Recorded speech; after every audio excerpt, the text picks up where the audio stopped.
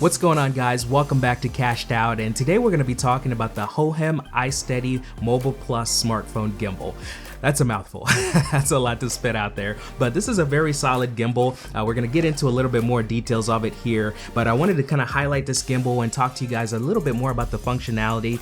Coming in at about $79, it's a very solid gimbal. Not a ton of bells and whistles, but it just gets the job done, and that's what I really like about it. So we're going to dive into it. We're going to take a look at what's in the case, what's in the box, and get into some more details in terms of breaking down this gimbal. So let's start off with what's in the box. The case that this gimbal comes in is very nice. I like the case. It has kind of like a very cloth, or I don't even know how to describe it, a very nice material feel to it. It's zippered up, so you can just unzip it, and when you open up the case, you see the gimbal is nicely laid out in here. And as you open this up, you see we have the instruction manual here, which nobody ever reads. We've got the warranty over here, which obviously nobody ever reads that either.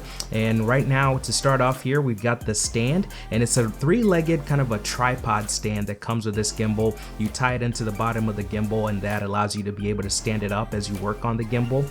What we have here now is we've got the cord, and this is the charging cable where you can charge up the gimbal. Obviously, you connect it into a USB plug to the wall, and then you connect it into the gimbal, and you can be able to charge it up that way. And then we have the gimbal itself, which folds down pretty easily. It feels very solid. The material is really nice. I like the material of this gimbal. It doesn't feel cheap at all. As we take a closer look here, we see we've got the joystick, which is very interesting. It's not very propped up. It's not curved up. It's actually kind of curves in, kind of like a bowl, and it feels really good. It feels very natural. It doesn't feel awkward at all, but it's just a different style of joystick from the ones that I've used before. We have the mode button over here, which we'll talk about later. There's a couple different instructions and different modes that go with this gimbal. We've got the zoom trigger here, which is a push up and push down functionality, allows you to be able to zoom in or zoom out. And then we obviously have the record/power button here, which allows you to be able to power on the gimbal and also be able to take photos and record as well. Those are the buttons on the front of the gimbal here, kind of the front facing buttons. And then on the back of the gimbal here, as you can see, we've got the trigger, which if you double tap it, it centers the gimbal, and it has a couple different functionalities as well. On the side of the gimbal here, we have some ports. We've got two ports. One port is a USB port to connect to the phone if you want a wire connection, and then the other port is to allow you to be able to charge the gimbal, and obviously you need to charge the gimbal if you want to use it. When it comes to getting this gimbal up and running, it's pretty easy to get it all set up and ready to roll. The first thing that I did is I actually screwed on the tripod feet so I could stand it up and be able to work easier with it. And then the next step from there is to just plug your phone onto the grip for this gimbal, which is pretty easy to do. It's pretty straightforward, and it comes in handy because there's actually a notch on the gimbal itself that shows you where you need to put your phone and have your phone centered on. So if you just center your phone on that notch, it'll be perfectly balanced, and you don't have to worry about anything else. That's the physical part of getting the gimbal set up. Nothing too fancy about it. Literally just put on the tripod feet and then hook your phone onto the gimbal. Now this gimbal also comes with an app, which is really cool, but you want to make sure that you get the right Hohem app for your gimbal. There's different apps for different gimbals. Just make sure when you're looking at your app store, you're getting the right app that matches your gimbal. Once you download that app, go ahead and power on the gimbal and make sure that your Bluetooth is turned on your phone, because the gimbal would automatically be detected by the Hohem app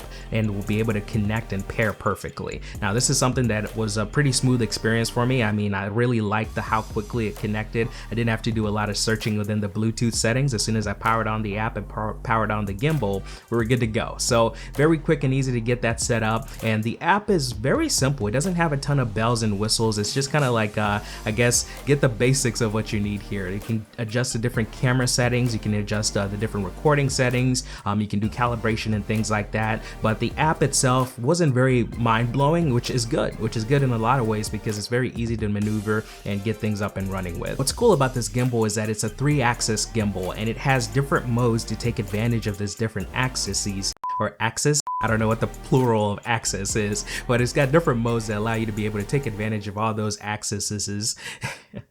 Now the cool thing about this gimbal is that it has 3-axis stabilization, which really comes in handy with the different modes that are built into the gimbal. There's 4 different modes for the gimbal. The first mode is the default mode of the gimbal, and you can access this just by turning on the gimbal, or if you want to, you can press the mode button once, and what this will put you into, it'll put you into the pan follow mode, and which you can pan from left to right. The second mode comes when you double tap the mode button, and this puts you into the pan tilt mode, where you can move left, right, and also be able to tilt up and down. And then the third third mode comes in when, you guessed it, you triple tap the mode button, and this is the all axis locked mode. It just kind of keeps the camera solid. Now the fourth mode comes in when you tap the mode button 4 times, and this is the all axis activated mode where you can do all the cool kind of inception, you know, spirally type of motion. So those are the different modes that the 3-axis stabilization comes in real handy. It allows you to be able to be real creative and gives you some good stable footage coming out of it. Now the gimbal comes with a bunch of different time-lapse features. It comes with the traditional time-lapse mode, which you can obviously just set it up and kind of roll with it.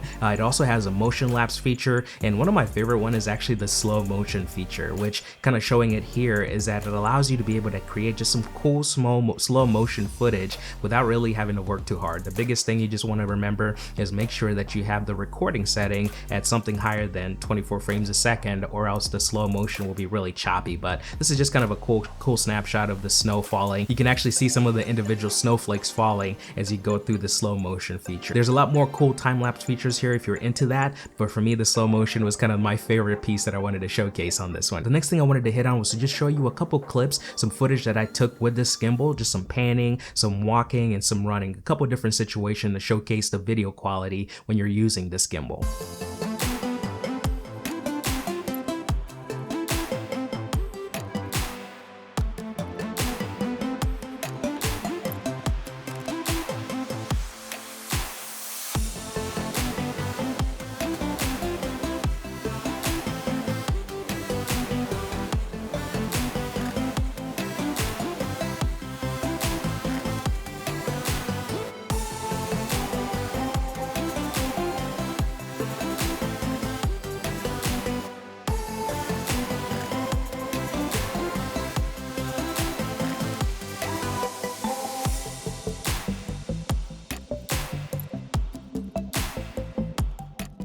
So my experience with this gimbal has been really awesome. It's very basic. It's not very complicated. When I first kind of looked at the controls, I was a little bit intimidated just because of how tightly compact the mode features were described on there. So I thought it would be more complex than it is, but honestly, super simple to use, easy to get plugged in, easy to get up and running. The app is simple to use. It doesn't have too many bells and whistles, so it doesn't get overwhelming. The gimbal itself actually creates some really good footage, so I was very impressed with the type of footage that I was able to get from it. It kept things steady, and you know, the 3-axis stabilization, you can really see a good difference, especially when it comes to the slow motion stuff and, you know, some of the walking stuff. So I really enjoyed this gimbal. I think it's a good quality gimbal at 79 bucks. Is in a good price range of some of the other budget gimbals. Hopefully this helped. Hopefully this gave you a little bit more understanding in terms of what this Hohem gimbal has to offer. Just another budget smartphone gimbal, and as I mentioned, we're going to be doing some more reviews on these and giving you some comparisons. So hope you enjoyed this video. If you did, go ahead and like this video, subscribe to the channel if you haven't yet,